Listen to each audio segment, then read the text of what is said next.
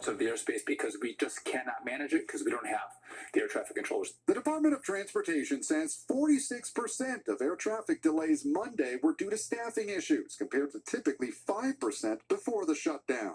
Cameron Cochems is a TSA officer in Idaho, working without pay. It's frankly embarrassing that as federal employees in the strongest and richest country in the world, that we're having to go to food banks and not be able to pay our bills.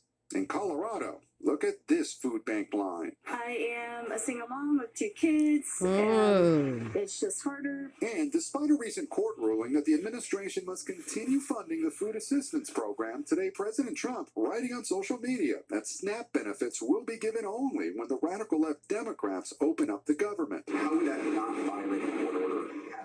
We are complying with the court's order. We are getting the payments out the door as quickly as we can. USDA sent the guidance to the state. The president is referring to future SNAP payments. On Capitol Hill, bipartisan talks between rank-and-file members have picked up. Some senators now predict the shutdown could end as early as this week. The president is inviting Republican senators here to the White House for breakfast tomorrow.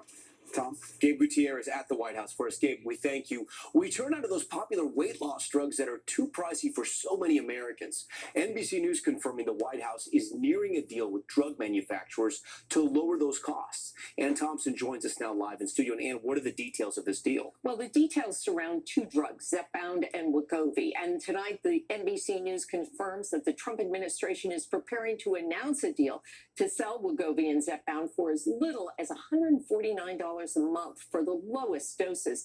The announcement is expected as early as this week, according to 2 people familiar with the plan. This deal includes limited coverage for some Medicare patients. The Wall Street Journal, citing people familiar with the matter, says Medicaid recipients could be covered too. The Journal also says that Eli Lilly is asking the White House to speed up FDA approval of its weight loss pill.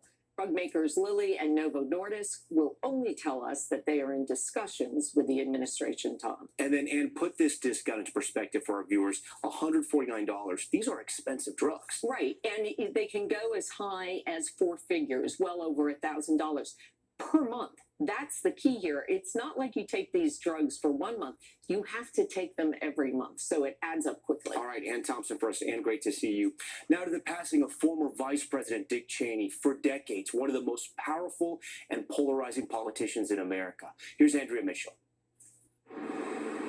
Tonight, the White House flags are at half-staff to honor Dick Cheney, a man who always stood up for his principles. A welcome like that's almost enough to want to make me run for office again. Going against his own party, backing his daughter, then Congresswoman Liz Cheney, to take on President Trump after January 6th. In our nation's 246-year history, there has never been an individual who is a greater threat to our republic than Donald Trump. Cheney also defending his own controversial push to invade Iraq and his support for waterboarding, an interrogation practice later judged to be torture. They were legal, essential, justified, successful, and the right thing to do. So help me God. Cheney was perhaps the most powerful vice president of the modern era. Former President George W. Bush tonight calling him a patriot who brought integrity,